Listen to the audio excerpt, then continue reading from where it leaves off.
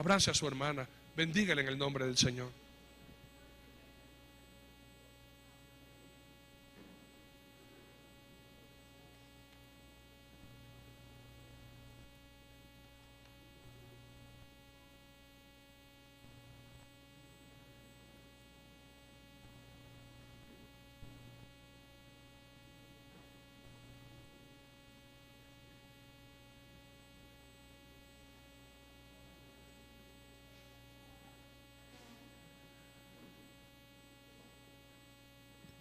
Muchas gracias, tomen su asiento, por favor.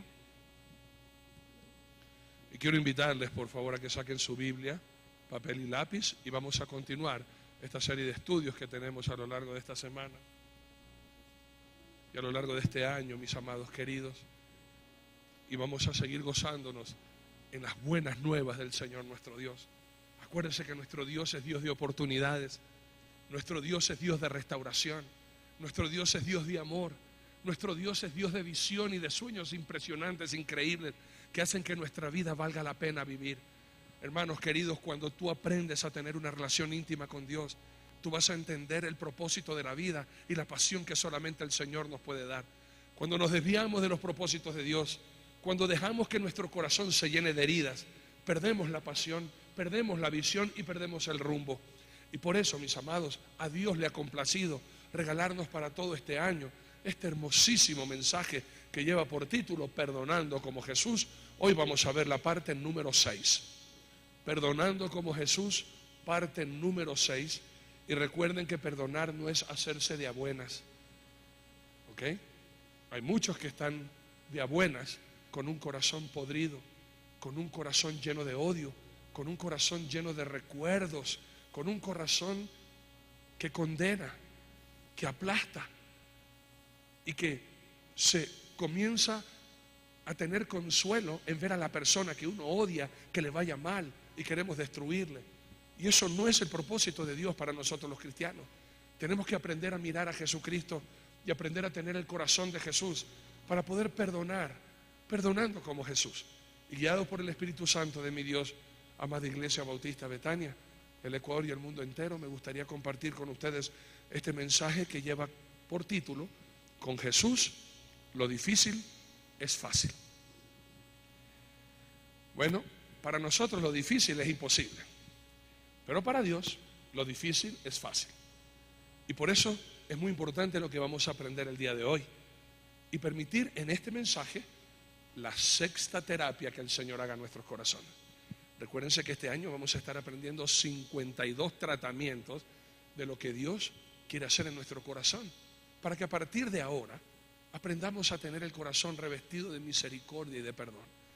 Acuérdense, hermanos, vivimos en un mundo imperfecto, en una familia imperfecta, en una iglesia imperfecta, con trabajadores imperfectos, seres humanos imperfectos. Por ende, prepárense porque nos van a herir, prepárense porque nos van a traicionar, prepárense porque nos van a desalentar.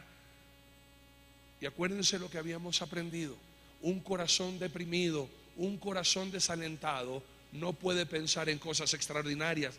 Anda pensando en lo mismo y lo mismo, habla de lo mismo y lo mismo, sigue en un círculo vicioso, no puede despegar, pierde el propósito de su vida, pierde oportunidades, pierde bendiciones por tener un corazón herido, lastimado, y no permitir que el Señor tome el control del mismo para sanarnos y ahora sí poner su visión en nuestras vidas. Por ende, vamos a escribir, hermanos, para que usted aprenda y recuerde. Cuando usted venga a esta iglesia, venga con Biblia, papel y lápiz, para que usted no solo escuche el mensaje. Ayer de noche tuvimos una hermosísima experiencia aquí en la familia y habíamos aprendido que una familia sensata, un hombre o una mujer de Dios sensatos y sabios, lo que aprenden lo ponemos en práctica, lo que oyen lo van a vivir. Por eso no es solamente esto de escribir y guardarlo o archivarlo y tenerlo ahí de recuerdo. En esta semana vuelva usted a estudiar, vuelva usted desde el primer estudio, vuelva a recapitular todo lo que ha pasado y ponga su corazón delante del Señor y dígale lo que dijo David: examíname, oh Dios, y si hay algo que está mal, sácalo. Si hay algo que de verdad te ofende, quítalo. Si hay algo que me limita, si hay algo que a mí me tiene detenido, esclavizado, enclaustrado, encarcelado, entonces, Señor mi Dios, con tu sanidad, con tu verdad. Permíteme de nuevo enfocarme en lo que de verdad tú quieres para mi vida. Por ende, mi Señor Jesús es el mejor ejemplo de cómo luce un corazón sano. La semana pasada estuvimos viendo cómo mi Señor Jesucristo, sin tener nada, hizo cosas extraordinarias porque tenía su confianza puesta en Dios, en su Padre. Y así mismo ahora nosotros tenemos que ver, tú que de pronto estás el día de hoy acá y ya piensas que no hay esperanza, ya piensas que no hay futuro, ya piensas que esto se acaba, ya piensas que tu matrimonio no tiene esperanza, ya que piensas que de qué vale la pena vivir, ya que estás listo para guindar la toalla y pegarte un tiro. Tú te vas a dar cuenta, hermanos queridos, que has perdido el propósito en la vida. Tú que estás cansado, estás harto, que amaneces, arrastras tus pies por un día, sobrevives a caer la noche y ya no tienes más deseo de decirle al Señor, ¿para qué estoy vivo? ¿Para qué? Es importante que veamos en Jesús cómo luce un corazón sano. Y mientras el Señor nos tenga con vida y nosotros estemos con el Señor, Él tiene un plan precioso, Él tiene un propósito increíble, que de pronto tú no lo ves porque tu corazón está herido. Y a veces, hermano, lo más terrible a veces de una herida es que nos cuesta ser sanados, duele. Y queremos proteger nuestro corazón. Señor, no lo toque porque duele. Y no te das cuenta que en el dolor tú mismo estás encerrado en un mundo de amargura y no puedes experimentar la felicidad que Dios quiere para tu vida y que Dios te ha dado todo para que seas feliz. Y por eso tenemos que volvernos a mirar el ejemplo perfecto, no a un pastor, no a un cristiano, sino a Cristo. Y por eso la palabra de Dios nos dice en 1 de Pedro capítulo 2 versículo 21, pues para esto fuisteis llamados, porque también Cristo padeció por nosotros, dejándonos ejemplo para que sigáis sus pisadas. Cristo padeció, y no está hablando solo de su muerte, sino que en su vida, y usted tiene ahí la Biblia, Él fue traicionado, Él fue abandonado, fue insultado, injuriado, lastimado, escupido, maltratado, cacheteado, bofeteado, golpeado y encima asesinado. ¿Y el Señor Jesucristo guardó rencor? ¿El Señor Jesucristo vivió en amargura? No, Señor.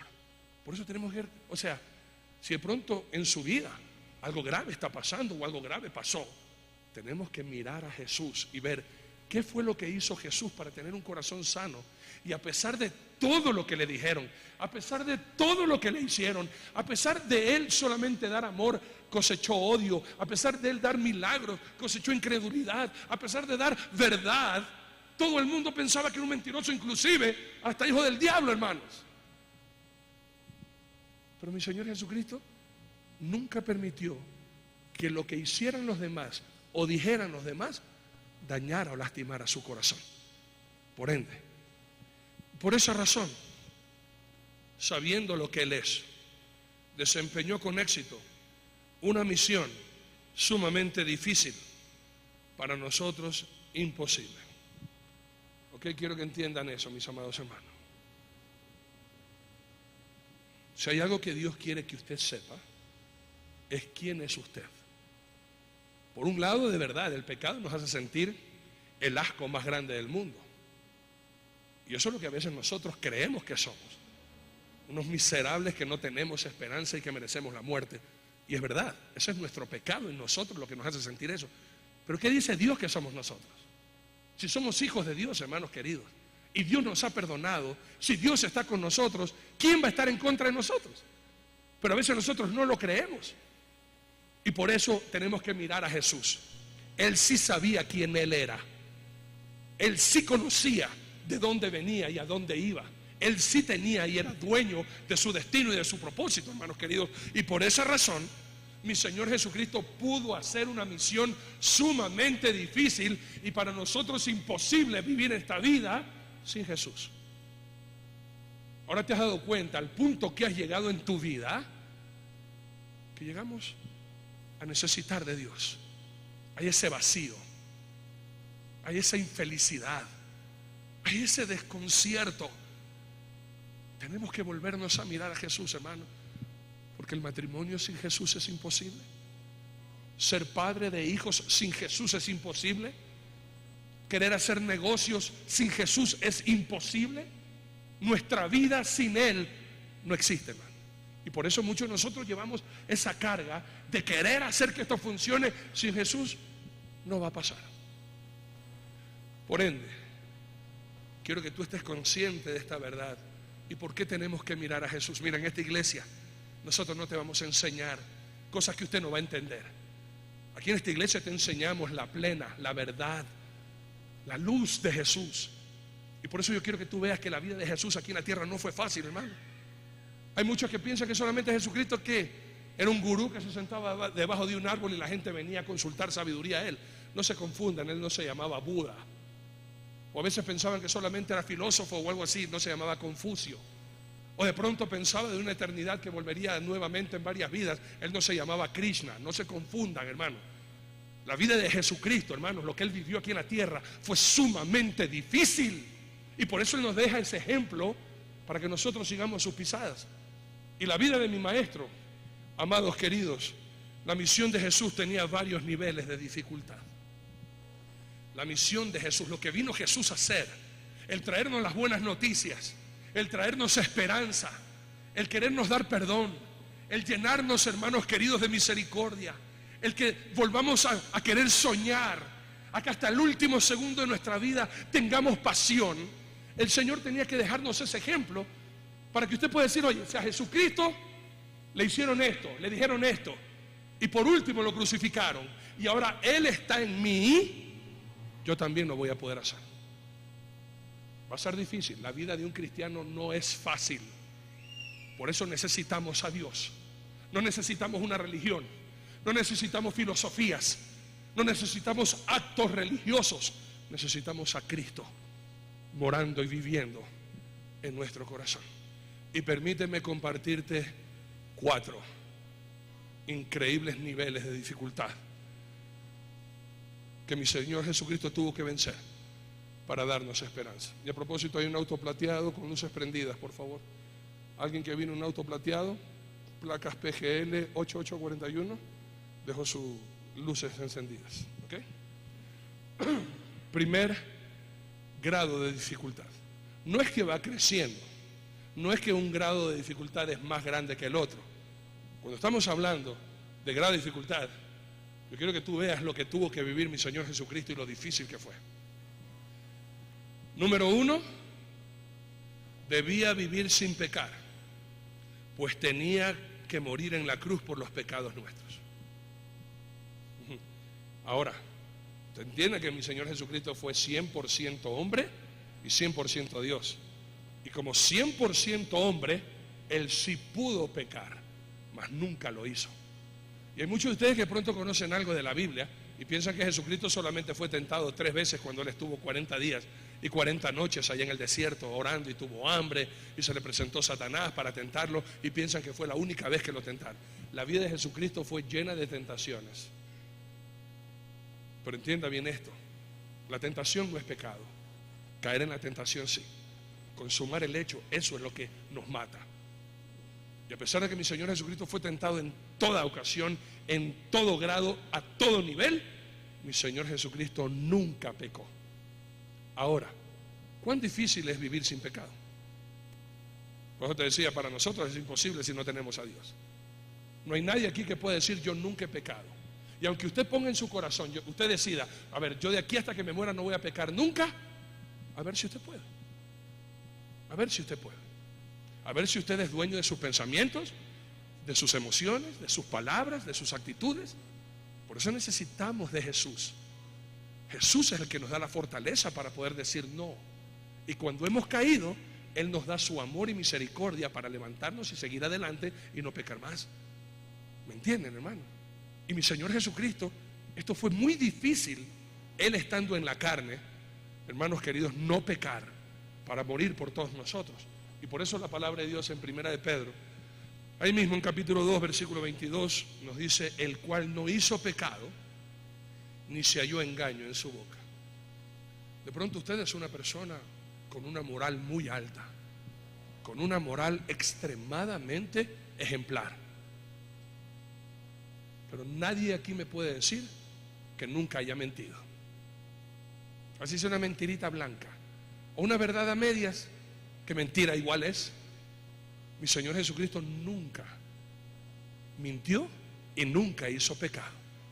Y escuchen, si Jesús hubiera pecado, su muerte en la cruz hubiera sido por su pecado solamente.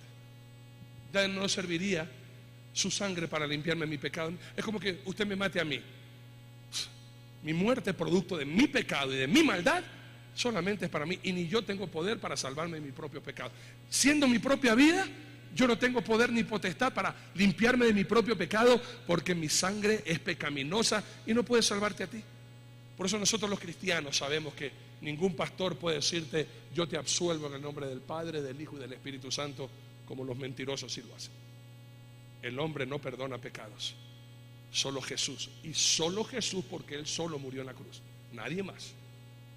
Pero si Jesucristo hubiera pecado, así sea la mentirita más insignificante, así hubiera sido el pensamiento o el deseo que ofendiera a Dios, hermanos queridos, la muerte en la cruz de Jesús fue producto de su propio pecado y de su propia muerte, como lo fueron los dos malhechores que estuvieron a sus lados. Por eso el uno arrepentido le dice: oye, ¿no temes a Dios estando aún en esta misma situación? Nosotros morimos porque merece nuestros actos la muerte, mas este ningún mal ha hecho. Hasta los mismos malos pudieron dar testimonio de que Jesucristo era sin mancha y sin pecado. Y si Jesucristo hubiera pecado, ¿qué hacemos aquí, hermano? Si Jesucristo hubiera pecado, ¿qué estamos haciendo aquí? No tendríamos esperanza, no tendríamos vida eterna. Todo lo que creemos es pura mentira. Pero sabemos la verdad y que mi Señor Jesucristo jamás pecó. Por eso tenemos esperanza. Por eso tenemos un ejemplo a seguir. Por eso tenemos a alguien perfecto a quien imitar. Y amados queridos, pero al morir en santidad, su muerte fue el precio que Él pagó por nuestro pecado. Imagínese usted 33 años de su vida sin pecar, siendo tentado en todo momento, pero como Él bien lo dijo: viene el príncipe de este mundo y él nada tiene conmigo. Él nos dejó esa vida ejemplar, que con Jesucristo sí puedo hacer lo difícil y lo imposible. Sí puedo decir no. Sí puedo levantarme si he caído. Sí puedo ser restaurado, porque por eso murió Cristo en la cruz. Aunque la gente me señale, aunque la gente también grite. Y eso es increíble, ¿no? Eso es increíble. Cuando usted peca y alguien sabe que usted ha pecado, lo natural en la gente es gritarle a Jesucristo lo que el pueblo le gritaba: crucifíquenlo, crucifíquenlo. Y ahí está mi Señor Jesucristo: perdónalo, porque no sabe lo que hace. Y bendito sea el Señor, que en Él tenemos esperanza. No importa quién es usted, hermano, no importa lo que usted haya hecho. La iglesia te va a condenar, los hombres te van a condenar. Jesucristo no vino para condenarte, Jesucristo vino para salvarte. Y en Él usted tiene esperanza y vida eterna. El segundo grado. Déjame leer un ratito Isaías 53:6, el precio que tuvo que pagar mi Señor Jesucristo. Isaías 53:6, hermanos. Vale la pena recalcar este punto. Todos nosotros nos descarriamos como ovejas, cada cual se apartó por su camino, mas Jehová cargó en él el pecado de todos nosotros. No hay pecado que tú hayas cometido, que cometas o que cometerás, que mi Señor Jesucristo no lo haya pagado ya en la cruz del Calvario. Segundo grado de dificultad de mi maestro: debía sobrevivir a los intentos de asesinato prematuros planeados por su enemigo. Y cuando hablo de su enemigo, estoy hablando literalmente a todo anticristo, a todo lo que se opone a la voluntad del Señor. Primeramente, Satanás y todos sus hijos, los que miran su propio interés, los que miran su propio egoísmo, los que miran su propio deseo, los que miran su propia comodidad y no miran los planes de Dios, no miran la voluntad de Dios, no esperan en el Señor su Dios. Y hermanos queridos, Jesucristo tenía que morir en la cruz, tenía que derramar su sangre en la cruz y no morir lapidado, como en muchas ocasiones quisieron coger piedra y tirársela. No podía morir despeñado o sea, empujado de una peña y ser destrozado y tantas cosas. Jesucristo tenía que morir como el Señor había dicho que tenía que morir. Y en muchas ocasiones estuvo cerquita de la muerte. Y por eso también es difícil, hermano. Cuando uno es dueño de su destino, como lo era mi Señor Jesucristo, Él sabía exactamente la intención de cada persona. A Jesucristo no lo venías con lisonjas porque Él miraba tu corazón y Él sabía de verdad quién se acercaba a Él con ese abrazo de amor o con ese beso de Judas. Salve, maestro. Y atrás venían los que los venían a crucificar. Él sabe. Por eso Él sabía cuándo le tocaba la hora y cuándo tenía que morir. Ahora escucha esto, hermano. En Lucas capítulo 4, versículos 28 al 30, así está escrito y así leo. Lucas capítulo 4, 28 al 30. Al oír estas cosas, todos en la sinagoga se llenaron de ira y levantándose le echaron fuera de la ciudad y le llevaron hasta la cumbre del monte sobre el cual estaba edificada la ciudad de ellos para despeñarle, mas él pasó por en medio de ellos y se fue. Esta parte a mí me encanta.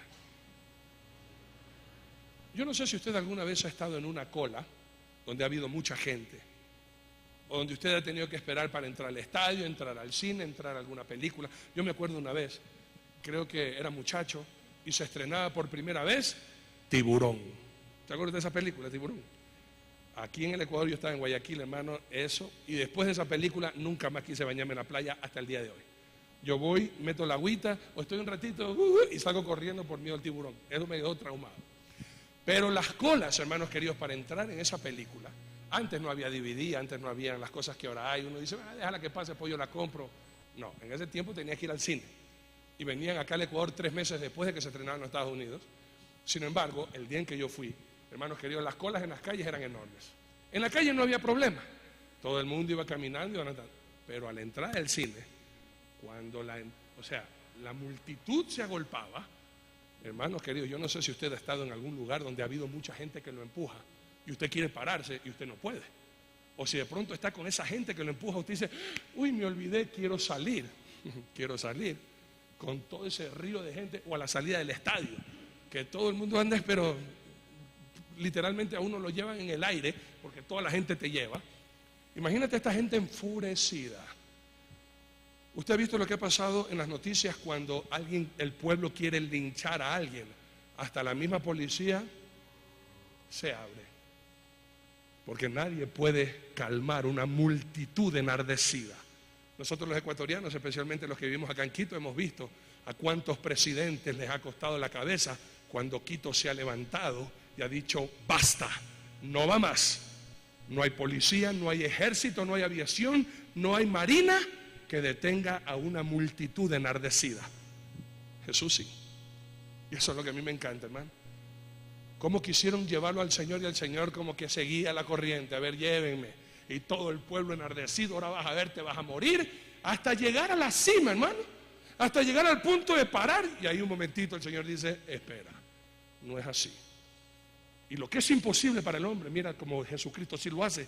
¿Qué autoridad tiene que haber tenido mi maestro para toda esa enardecida gente pasar literalmente por en medio de ellos y decir, yo no voy a morir así? Esa no es mi muerte. ¿Por qué? Porque Jesucristo no pudo morir despeñado. Ya vamos a ver por qué. Jesús en varias ocasiones se nos relata cómo su enemigo, hablando de Satanás y sus hijos, los anticristos, los que están en contra de la voluntad del Señor, los que quieren destruir la obra del Señor, quiso matarlo antes que llegara a la cruz e impedir así la consumación del plan divino. Acuérdense, hermanos queridos, por favor, hermanos, acuérdense de esta parte, de esa parte que va a escribir. Y de pronto usted escriba con su propia letra. El plan de Satanás es destruir el plan divino. El plan de Satanás es detener la obra de Dios. El plan de Satanás es arruinar el corazón de multitudes. Y cuando usted tiene el corazón herido, usted no piensa en el plan divino, usted piensa en el plan de Satanás. Piensa bien en eso. Y cómo quería la gente, los que no estaban a favor de Dios, no permitir que el plan de Dios se cumpliera, e hicieron lo imposible, hermanos queridos, para detener la obra de Jesús, difamándolo, insultándolo, hiriéndolo, provocándolo, e inclusive, hermano, quisieron tirarle piedra. Mire usted en Juan capítulo 8, versículos 58 y 59. Juan 8, 58 y 59. Leo. Jesús les dijo: de cierto os digo, antes que Abraham fuese, yo soy. Tomaron entonces piedras para arrojárselas, pero Jesús se escondió y salió del templo, y atravesando por en medio de ellos, se fue. En dos ocasiones, la gente con piedra en mano, otros listos para empujarlo y matarlo. El Señor llega en su momento y le dice: ustedes podrán tener sus planes, ustedes podrán tener sus deseos, pero Jesucristo es todopoderoso y se hace la voluntad de Dios por encima de cualquiera. Y aquí volvemos a ver cómo atravesando a esa gente con piedra, palo, a quererlo empujar, no había llegado su hora y no iba a ser así. Ahora, ¿por qué Jesucristo no podía morir despeñado o lapidado? Apedreado o lapidado es lo mismo. ¿Por qué no? Bueno, digamos que lo empujaban desde una montaña y se venía abajo. Aquí tenemos un doctor, tenemos personas con cerebro. Si yo me caigo de una montaña y me muero, ¿por qué me muero? Obviamente, no solamente por la caída. ¿Qué pasa en el cuerpo de una persona que va cayéndose de un barranco? ¿Qué le pasa a su cuerpo? ¿Qué creen ustedes que es lo natural? Yo sé que de pronto aquí no somos ni forenses, ni traumatólogos, ni nada, pero en la lógica. Imagínense que está 100 metros arriba y abajo está el precipicio y usted se resbala y se cae. Antes de que se caiga y llegue al fin, ¿qué va pasando con su cuerpo mientras se va golpeando en las piedras, rocas, etcétera? ¿Qué le pasa a sus huesos? Se rompen, ¿verdad? Usted llega abajo hecho acordeón, todo roto, todo roto. Si Jesucristo hubiera sido despeñado, significa que se hubieran roto sus huesos. Y obviamente uno muere por lo general con trauma encefálico, por golpearse en la cabeza y destrozarse el cráneo. Y ya entonces las escrituras no se hubieran cumplido. Y Jesucristo fuera un farsante. Y todo lo que se dijo en la Biblia de Jesús, todo hubiera sido puro cuento y mentira. Miren, Jesús debía morir sin que se rompa un hueso. Eso era la profecía. Así había sido dicho años, cientos de años antes de que Jesucristo muera. Ya se había dado la profecía de que el Mesías tenía que morir sin que se le rompiera un hueso. Y si Jesucristo moría despeñado significaba que Jesucristo no era aquel de quien las escrituras habían proclamado y habían dicho. Por eso, mire usted, cuando muere Jesús, la misma gente que estaba con él recuerda cómo se cumple la profecía en la muerte de Jesús.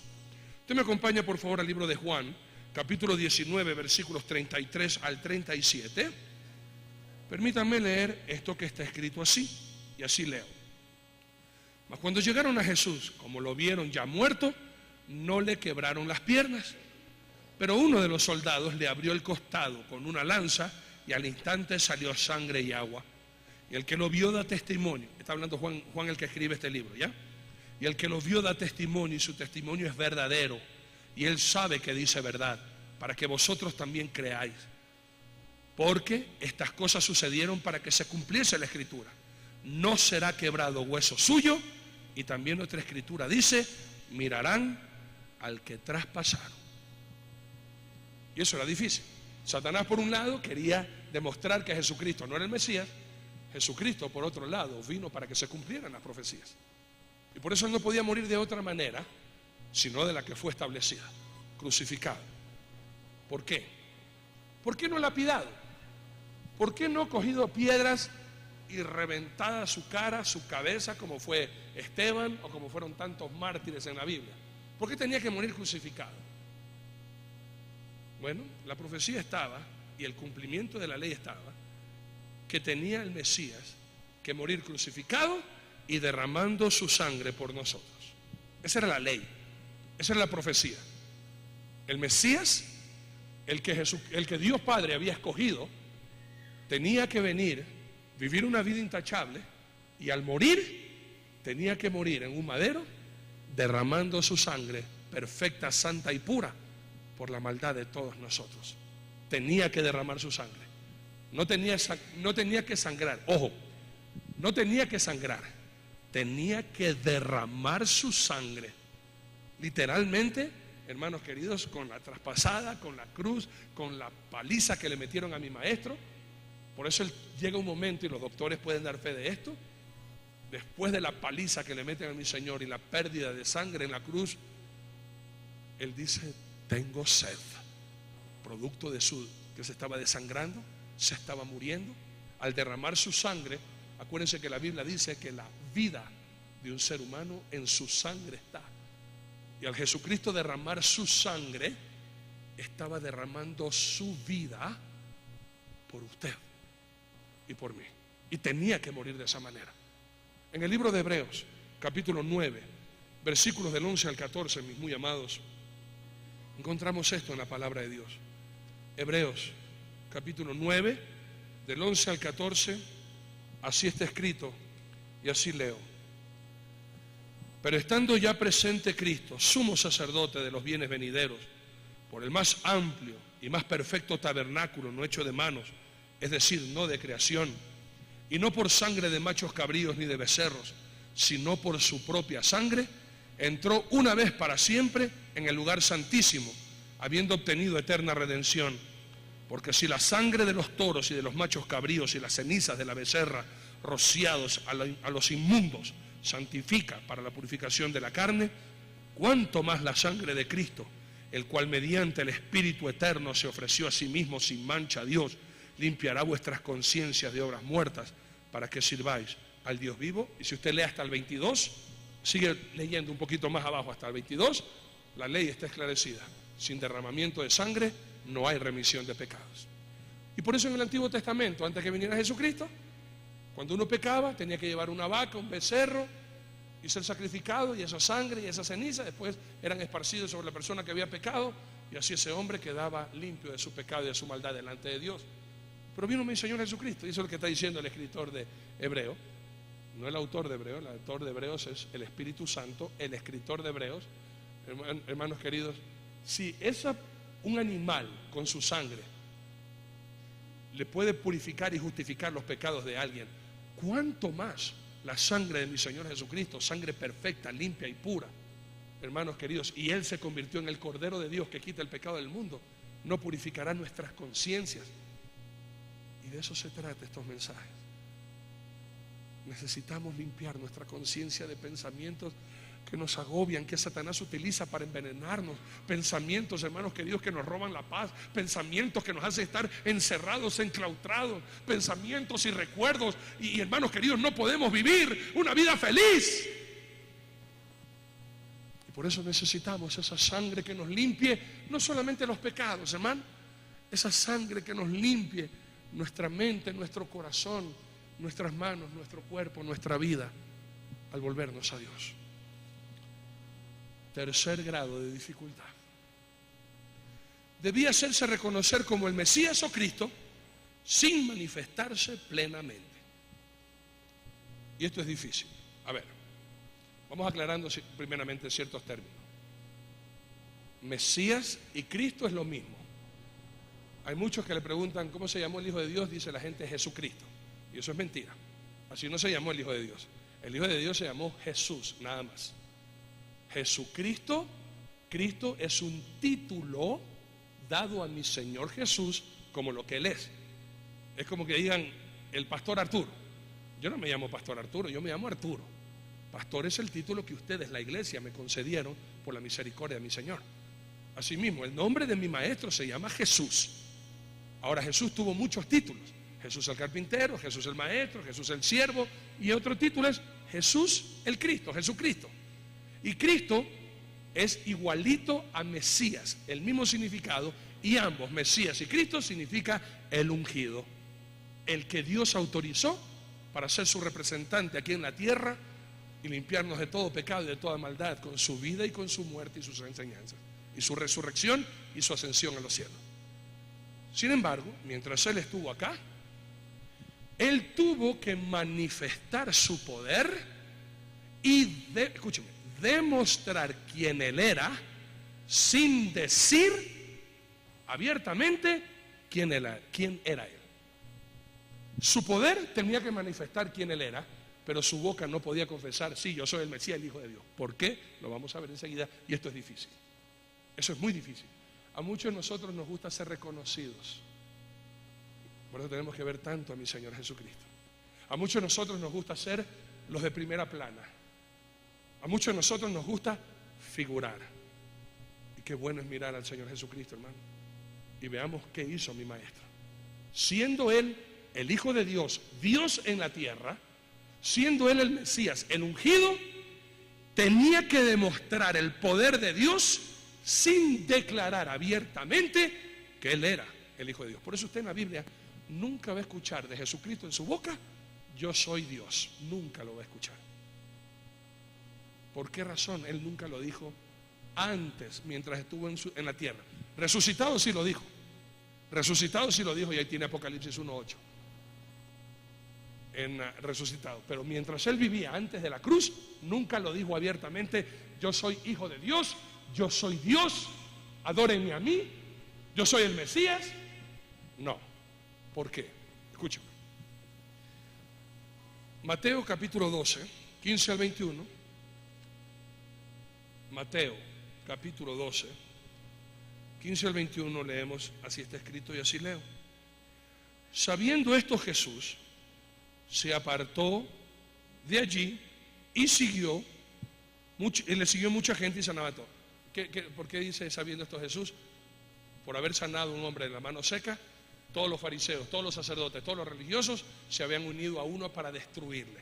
Entonces, sabiendo esto, Jesús se apartó de allí y le siguió mucha gente y sanaba a todos y les encargaba rigurosamente que no le descubriesen. Y hay mucha gente que se preguntaba: ¿pero por qué Jesús decía que no le digan a nadie? ¿Por qué? Ahora vas a ver. Para que se cumpliese lo dicho por el profeta Isaías cuando dijo: he aquí mi siervo, a quien he escogido, mi amado, en quien se agrada mi alma. Pondré mi espíritu sobre él y a los gentiles anunciaré juicio. No contenderá ni voceará, ni nadie oirá en las calles su voz. La caña cascada no quebrará y el pábilo que humea no apagará, hasta que saque a victoria el juicio, y en su nombre esperarán los gentiles. Y hay personas que dicen: ¿qué significa esto, que la caña cascada no quebrará y el pábilo que humea no apagará? ¿Qué significa eso? Leyendo todo el contexto, hermanos queridos, lo que está diciendo el Espíritu Santo, la profecía de mi Señor Jesucristo, es que Él no iba a publicar quién Él era. No iba a hacer ruido. La caña cascada, una caña para quebrarse, usted se puede imaginar el ruido que hace. Doblar una caña suena, o sea, hace bulla. Mi Señor Jesucristo no iba a hacer bulla. El pábilo que humea no apagará. ¿Qué significa eso? Es decir, cuando algo está encendido, por lo general lo que está encendido no emite tanto humo como cuando se lo apaga. Cuando lo apagas es una humadera y la gente de lejos puede ver ese humo. Es decir, mi Señor Jesucristo no iba a traer atención sobre Él. Él no iba a hacer ruidos, Él no iba a estar en las calles gritando: sí, yo soy el... Nada. Eso no hizo mi Maestro. Pero Él, con su vida y con sus hechos, pudo demostrar lo que su boca nunca pudo confesar, sino hasta el tiempo en que el Señor le permitió que hablara. Escuchen, hermanos queridos, hubo ocasiones en las que Jesús debió callar a los demonios que lo estaban identificando. Y esto es lo que a mí me llama increíblemente la atención, hermano. Y por eso alguna vez hicimos una prédica: ¿usted qué tiene? ¿Fe de Cristo o fe de demonios? Porque los demonios creen y tiemblan. Y los demonios hasta conocen a Jesús, hermano. Y ustedes, cristianos, no conocen a Jesús ni a su Maestro. Y no pueden ver la obra que es de Dios y la obra que es del diablo, hermanos. Y hay muchos de ustedes que más bien apoyan a la obra del diablo que a la obra de Dios, que tiene por éxito glorificar al Hijo de Dios. Y en muchas ocasiones Jesucristo a los demonios les tuvo que decir: cállate. Porque los demonios lo confesaban, hermano. Los cristianos no lo confiesan y los demonios sí. Los cristianos andan con su corazón apagado, llenos de odio, y en vez de proclamar a Jesucristo como el Redentor, como el Señor, andan con su corazón queriendo contar cosas que deberían mejor ser sabios y entregárselas a Cristo. Amados míos, Marcos capítulo 3, 11 y 12. El que tiene veneno en su corazón va a querer compartir ese veneno envenenando a los demás. El que tiene misericordia en su corazón va a querer compartir el amor y el verdadero perdón a los demás. Usted piensa en todo lo que está aprendiendo, hermano. Cuando uno está envenenado, no solamente que no va a ver todo lo maravilloso de mi Señor Jesucristo, sino que ese veneno lo va a querer compartir a todos, sin darte cuenta que envenenas a tanta gente inocente, producto del odio y el resentimiento. Por ende, esto es lo que hace mi Señor Jesucristo. Mire, Marcos capítulo 3, 11 y 12 dice así: y los espíritus inmundos al verle se postraban delante de él y daban voces diciendo: tú eres el Hijo de Dios. Mas él les reprendía mucho para que no le descubriesen. Los demonios creen, tiemblan y saben quién es Jesús, pero no van al cielo, porque no es solamente saber, sino hacer lo que Dios nos manda. Amados míos, debió rechazar el desafío de los fariseos para probar quién era él, y mandó a sus discípulos no decir a nadie quién él era. Por muchas ocasiones vinieron los fariseos a decirle: bueno, ¿y tú con qué autoridad haces esto? ¿Quién te dio esta autoridad a ti? Y mi Señor Jesucristo respondía con otra pregunta: ¿el bautismo de Juan era de Dios o era de hombres? Pero él nunca pudo confesar, y la gente, hermano, los fariseos lo oprimían a cada rato. A ver, pues habla claramente. ¿Quién eres tú? ¿Quién te dio esa autoridad? ¿Con qué autoridad haces estas cosas? E inclusive le pregunta en una ocasión a sus discípulos, estando en Cesarea de Filipo, en una ciudad romana construida por el César, el hermano Felipe, hermanos queridos, el marido de Herodías, el cual Herodes había quitado y tenía él a cargo. Amados queridos, y le preguntan, Jesús le pregunta a ellos: ¿quién dicen los hijos de los hombres que soy yo? ¿O quién dice los hombres que el Hijo del Hombre es? Bueno, algunos dijeron los profetas, reencarnación de los profetas. Imagínense ustedes, judíos creyendo en el hinduismo, como muchos de ustedes cristianos que vienen aquí a la iglesia y creen en la reencarnación. Y estate creído que es reencarnación. Espérate que te mueras y vas a ver que ya no hay chance. Y sin embargo, Jesucristo le hace una pregunta a Simón Pedro, a los discípulos, y Simón Pedro contesta: tú eres el Cristo, el Hijo del Dios viviente. Y vean lo que Jesucristo le dice que haga. Mateo capítulo 16. Vamos a leer, mis amados queridos, del 15 al 20. Mateo 16, 15 al 20. Así está escrito y así leo. Escuchen. Él les dijo: ¿y vosotros quién decís que soy yo? Respondiendo Simón Pedro dijo: tú eres el Cristo, el Hijo del Dios viviente. Entonces le respondió Jesús: bienaventurado eres, Simón, hijo de Jonás, porque no te lo reveló carne ni sangre, sino mi Padre que está en los cielos. Y yo también te digo que tú eres Pedro, y sobre esta roca edificaré mi iglesia, y las piedras y las puertas del Hades no prevalecerán contra ella. Y a ti te daré las llaves del reino de los cielos, y todo lo que atares en la tierra será atado en los cielos, y todo lo que desatares de la tierra será desatado en los cielos. Entonces mandó a sus discípulos a que a nadie dijesen que él era Jesús, el Cristo. Y bueno, ustedes saben, Pedro dice: tú eres el Cristo, el Hijo del Dios viviente. Sobre esa declaración, la iglesia cristiana es edificada, no sobre el cadáver de Pedro como algunos enseñan mal. Pero después de esa confesión, hermano, Dios le da la autoridad no solamente a Pedro, sino a todo el que cree que Jesucristo es el Hijo de Dios. Eso significa las llaves, no que vamos a ser porteros en el cielo. Nos da las llaves, significa que nos da la autoridad, la palabra de Dios, de poder, hermanos queridos, abrir el cielo predicando la palabra y llenando esperanza, y cerrar el cielo cuando no predicamos la palabra de Dios y la gente no conoce la palabra de Dios para que se pueda arrepentir. Y amados míos, les viene y les da una orden: no le digan a nadie que yo soy el Cristo. ¿Por qué? ¿Por qué, hermano?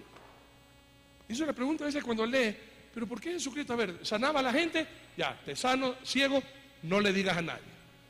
Sanaba a los leprosos, sanaba a los paralíticos, sanaba a los quebrantados de corazón, sanaba, hermanos queridos, a todo cuanta dolencia tenga, pero les encargaba rigurosamente, no le digan a nadie. ¿Por qué? Amados míos, entiendan bien esto. Si todos le hubieran identificado abiertamente y probaba que él era el Mesías, jamás le hubieran crucificado y no se hubieran cumplido muchas profecías. Esa es la verdad. Por eso es que él no podía decir abiertamente quién él era, porque si lo decía abiertamente, nunca lo hubieran crucificado. Nunca lo hubieran crucificado. Si él hubiera dicho yo soy el Cristo y hacía los milagros y se demostraba la transfiguración, que no lo hubiera hecho solamente con Pedro, Juan y Jacobo, sino que lo hubiera hecho delante de todo Jerusalén, toda la gente hubiera dicho el Mesías, pero jamás lo hubieran crucificado.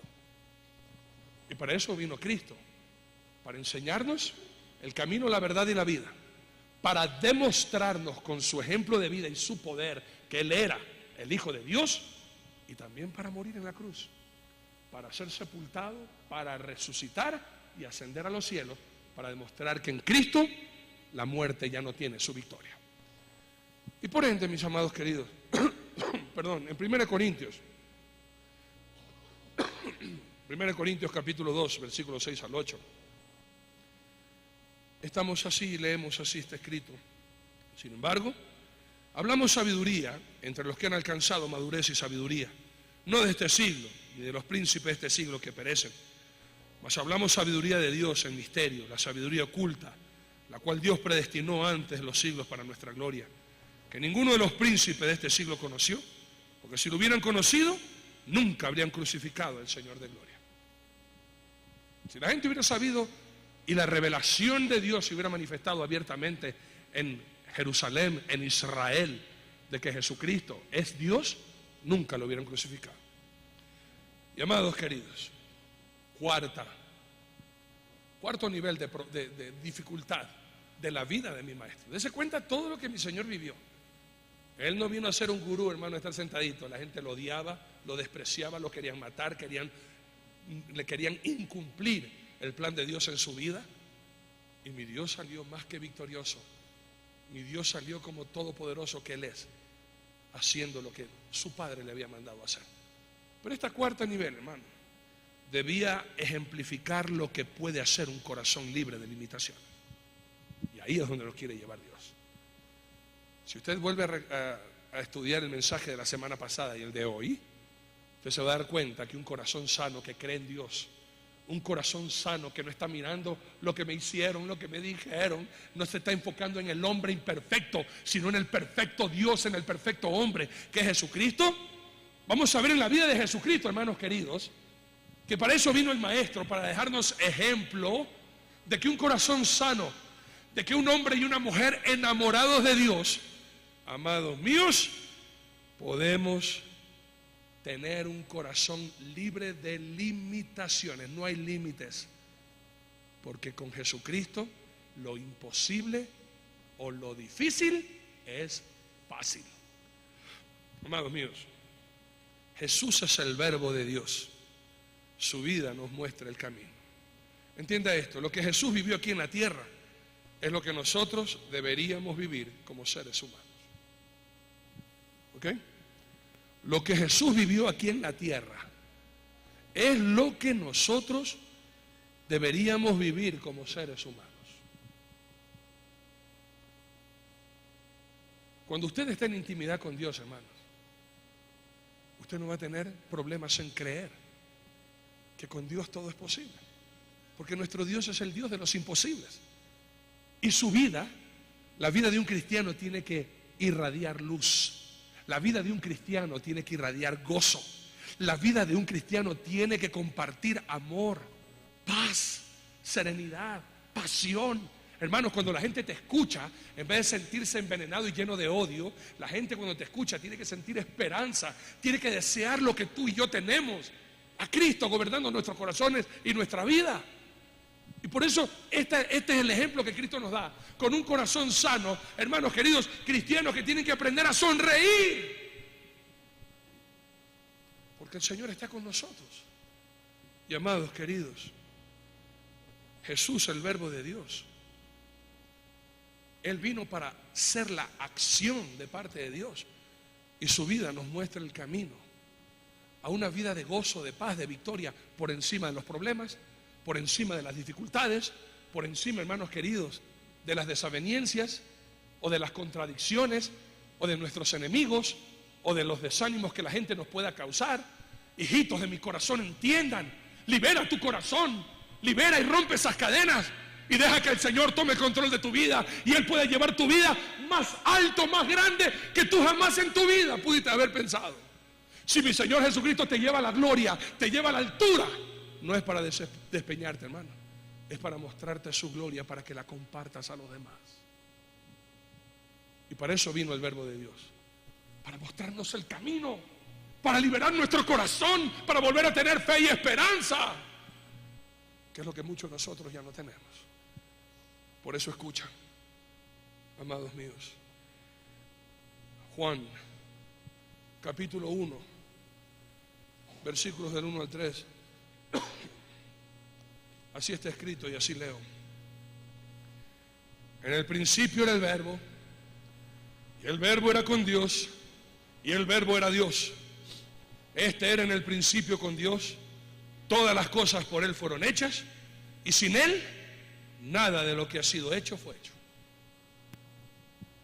Dios nos demuestra, hermanos, que el poder ilimitado de Dios está a nuestro alcance para glorificarle a Él, pero viviendo una vida, hermanos, que refleje que el Cristo es el todo en nuestra vida, que nuestro ser, hermanos, pueda reflejar que no somos perfectos, pero tenemos esperanza,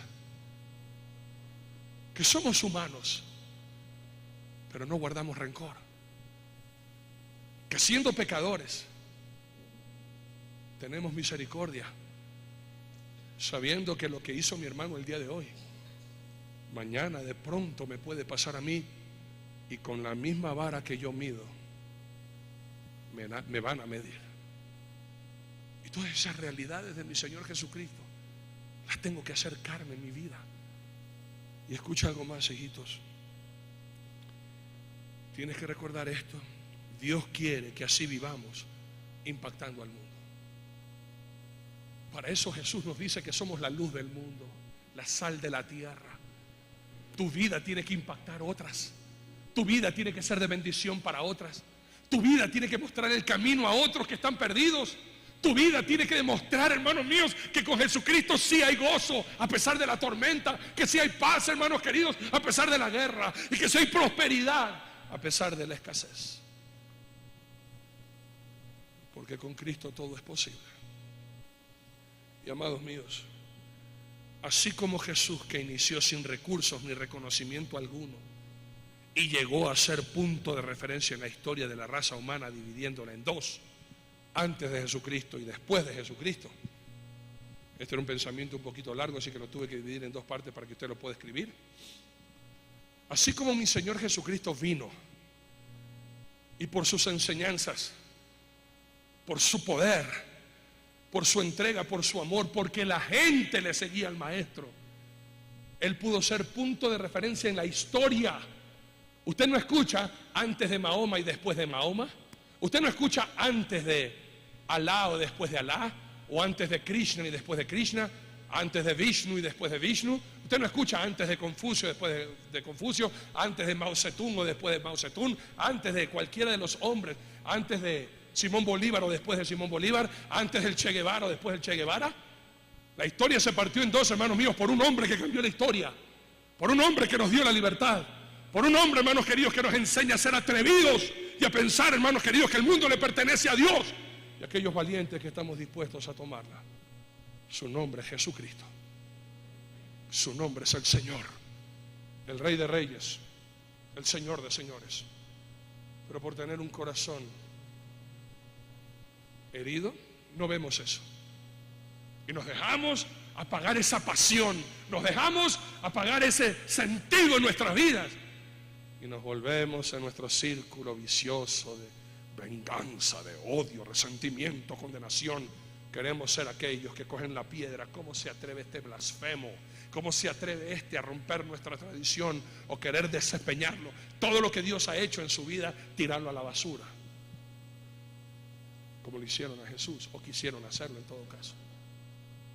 Por eso, hermanos queridos, tal como Jesucristo fue un punto de referencia en la historia, un corazón sano siente la seguridad de realizar con éxito grandes proyectos con la ayuda de Jesús, aunque tengan varios niveles de dificultad. Así como Jesucristo fue un referente, un hombre o una mujer con un corazón sano, enamorado de Dios, no tiene temor a creer en grandísimos proyectos, hermanos queridos. Si usted tiene un proyecto en su vida que usted no puede hacer, entonces eso es suyo. Pero cuando usted tiene en su vida un proyecto imposible de hacer, entonces eso es de Dios. Y Dios quiere hacer lo imposible en tu vida, para que cualquiera que te vea y lo que Dios está haciendo en tu vida, a pesar de tú y yo ser lo que somos, la gente pueda decir: no es Él, es Dios en Él. No es ella, es Dios en ella. Ella o él, imposible de hacerlo. Es Dios a través de ese siervo o a través de esa sierva. Y de pronto usted ha llegado a la conclusión de pensar: ¿y Dios por qué usa esa sarna y no me usa a mí?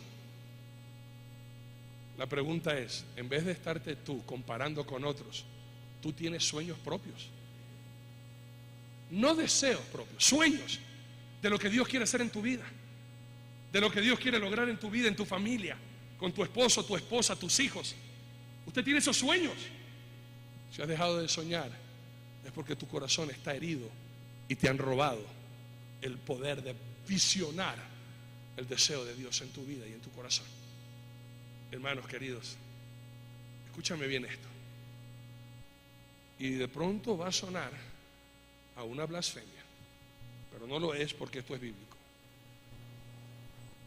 ¿Usted cree que Dios hizo cosas grandísimas? ¿Usted cree que Jesucristo hizo cosas extraordinarias estando aquí en la tierra? ¿Usted lo cree? ¿Usted de verdad cree que Jesucristo hizo cosas impresionantes, tremendas aquí en la tierra? Si tú tuvieras un corazón sano, enamorado de Dios, y le creyeras a Dios lo que Él te ha prometido, usted tiene el poder para hacer cosas más grandes de las que hizo Jesucristo estando aquí en la tierra. A ver, escúchame esto. Usted no va a ser más grande que Jesús, pero usted va a poder hacer cosas más grandes que las que Jesucristo hizo aquí en la tierra. Más grande que Jesús nadie, pero poder hacer las cosas más grandes de las que hizo Jesús, sí. ¿Y saben por qué? Porque Él mismo lo prometió. Mira un ratito a Juan capítulo 14, versículos 12 al 14, hermano. Dice así: de cierto os digo, el que en mí cree, las obras que yo hago, Él las hará también, y aún mayores hará, porque yo voy al Padre. Y todo lo que pidiereis al Padre en mi nombre, lo haré, para que el Padre sea glorificado en el Hijo. Si algo pidiereis en mi nombre, yo lo haré. Algo que glorifique al Padre, no algo que te glorifique a ti. Lee bien lo que dice la palabra de Dios. La pregunta es: ¿te atreves a creer?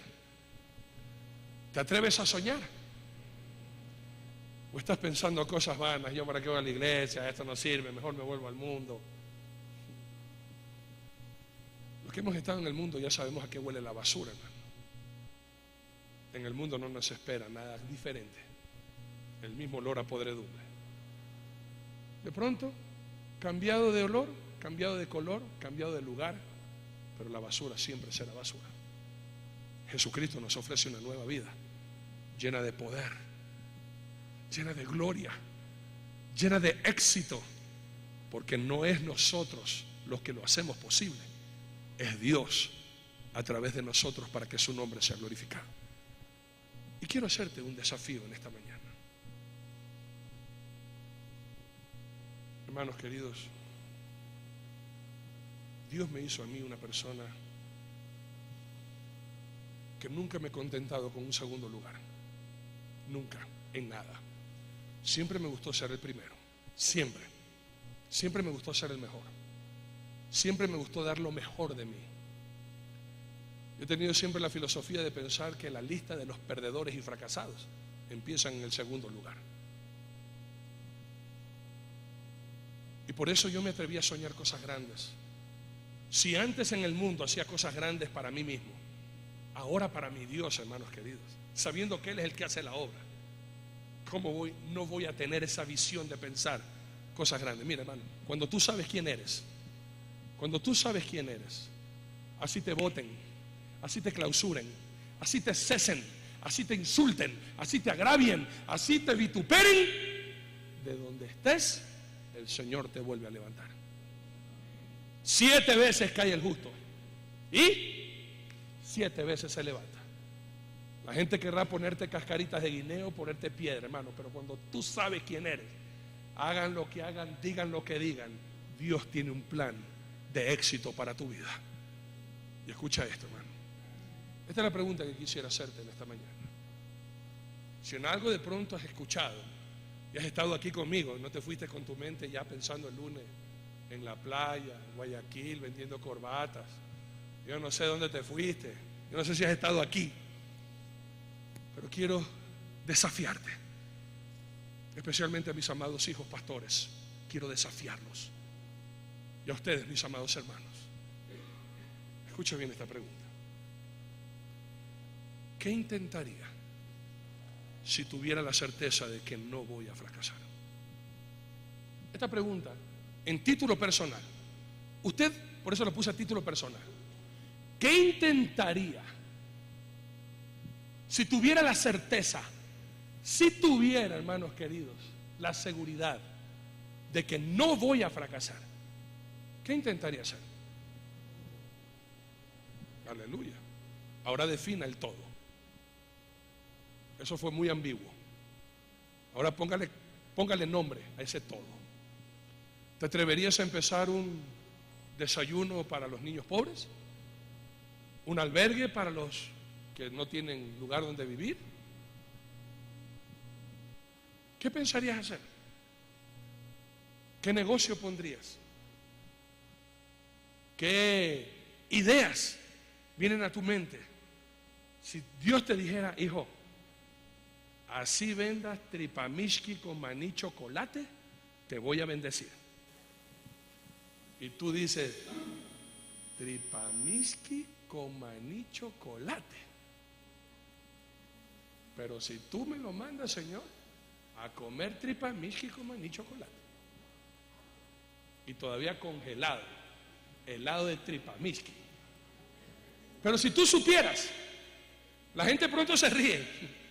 Arturo, tripamishki con chocolate, no seas tarado, ¿cómo vas a poner eso? Y tú tienes esa certeza de que no vas a fracasar. ¿Lo harías o te dejarías que otras personas te desanimen? Oye, es imposible, oye, es difícil, ¿de dónde vas a sacar los recursos? ¿Y cómo lo vas a hacer?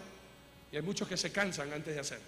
Ya tienen una brillante idea, pero lo comparten con las personas equivocadas, te desaniman, te acaban, y ahí quedó tu sueño. Hay un sueño. Pero el Señor te dice en esta mañana, atrévete a soñar, porque yo te voy a despertar y te voy a ayudar a hacer ese sueño realidad. No te vas a quedar dormido.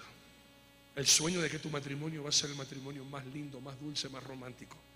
El sueño de que tus hijos todos van a ser profesionales temerosos de Dios y van a andar en los caminos de Dios. El sueño de pronto de un ministerio en Betania tan grande como grande es nuestro Dios, para que todo el que venga se quede, ¡qué increíble! ¡Gloria a Dios! Y de eso se trata Betania.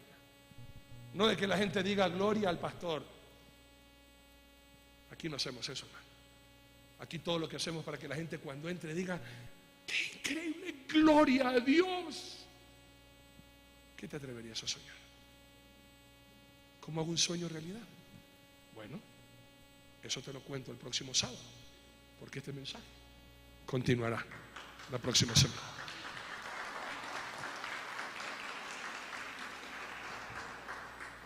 Y quiero invitarte ya por unos minutos más. Tome en cuenta lo que he aprendido en esta mañana.